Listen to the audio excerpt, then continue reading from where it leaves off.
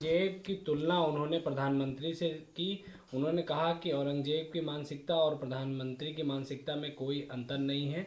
वहीं प्रधानमंत्री ने इनके बयान पे कहा कि सभी विपक्षी मिलकर 104 गालियां हमें दे चुके हैं। मेरा सर भी कलम करने के लिए इन्होंने आह्वान किया। लेकिन इसका जवाब देश की जनता और देश देगी इस लोकसभा चुनाव में। देखिए 2014 के चुनाव से लगातार 2014 का चुनाव हो, 19 का चुनाव हो, 17 का चुनाव हो, चाहे हमारे उत्तर प्रदेश का 22 का चुनाव हो, जब जब प्रधानमंत्री चुनाव में प्रधानमंत्री की सक्रियता रही है, तब तब विपक्ष के नेताओं ने अनर्गल बयानबाजी उनके प्रति की है और देश की जनता ने उतना ही बड़ा आशीर्वाद दिया है। फिर एक बार ये बयानों का दौर शुरू हुआ है और फिर मैं कह सकता हूं कि देश की जनता इनको जवाब देगी और तीसरी बार प्रचंड बहुमत के साथ आदरणीय प्रधानमंत्री जी मोदी बनेंगे और निश्चित रूप से मैं कह सकता हूं। सर, राहुल गांधी चुनाव आयोग में शिकायत दर्ज कराई है, उसको किस तरह से देख रहे हैं? देखिए हमारे हिंदू धर्म में शक्ति के स्वरूपा हमारी नवरात्र आते हैं, जब शारदीय हों चाहे ग्रीष्मकालीन हों, बेटियों को शक्ति के रूप में पूजा की जाती है। हमारी मातृ शक्ति को शक्ति के रूप में हमारे यहाँ देखा जाता है। तो ये बयान जो दिया है, हम शक्ति से लड़ रहे हैं, तो ये बयान जो है हताशा निराशा का बयान है और भारतीय जनता पार्टी ने जो भी निर्णय लिया है वो ठीक लिया है और मैं कह सकता हूँ कि हम अपनी मातृशक्ति का अपमान सहन नहीं कर पाएंगे।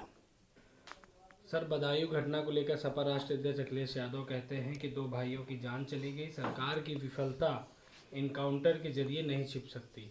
देखिए माननीय मुख्यमंत्री योगी जी के नेतृत्व में जब से सरकार बनी है, कोई भी अपराधी किसी भी किस्म का हो बच नहीं पाएगा। बड़े बड़े माफिया जो सपा के शासनकाल में जो नेता बने घूमते थे, वो उनका हस्र माननीय मुख्यमंत्री जी के शासनकाल में देखा है देश की जनता ने, प्रदेश की जनता ने। और वास्तविक घटना निंदनीय है और मैं कह सकता हूँ कि वो बहुत घृणित घटना है। दो मासूम बच्चों की हत्या करना और अपराधी को तुरंत पुलिस ने वहाँ ने एक्शन लिया है और उसको एनकाउंटर किया है। एक अपराधी जल्दी ही पुलिस की पकड़ में आएगा। मेरी भी वहाँ के एसपी से बात हुई थी, उन्होंने बताया जल्दी ही हम इस पर कार्रवाई और करेंगे। तो हमारी पुलिस विभाग, हमारा सुरक्षा विभाग हमारा सब काम कर रहा है और मैं कह सकता हूँ कि जो मासूम बच्चों की हत्याएं हुई हैं उन पर राजनीतिक दृष्टि से बयानबाजी नहीं होनी चाहिए। सर, दिल्ली के मुख्यमंत्री करने के लिए तमाम साजिशें रच रही हैं। ईडी इनको गिरफ्तार करने के लिए भाजपा क्यों गिरफ्तार करेगी? जांच एजेंसियां हैं, उनके पास कहीं कोई तथ्य है तो उसके आधार पर वो अपनी कार्रवाई कर रहे हैं। इसमें भाजपा कहाँ से आ गई? जांच एजेंसियां अपना काम करेंगी, पार्टी अपना काम करती हैं और वो उसका जवाब दें।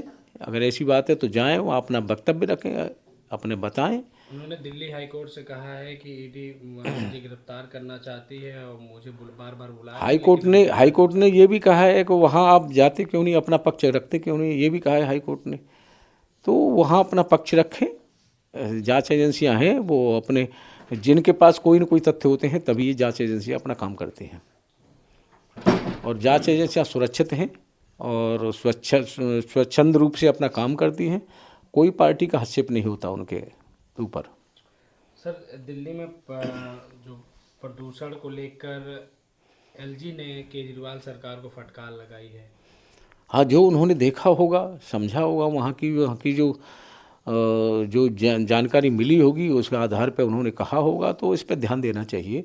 जनहित का कोई भी विषय हो, वहाँ जिस प्रदेश की सरकार हो उस प्रदेश को जनहित को पहले सामने रख करके काम करना चाहिए।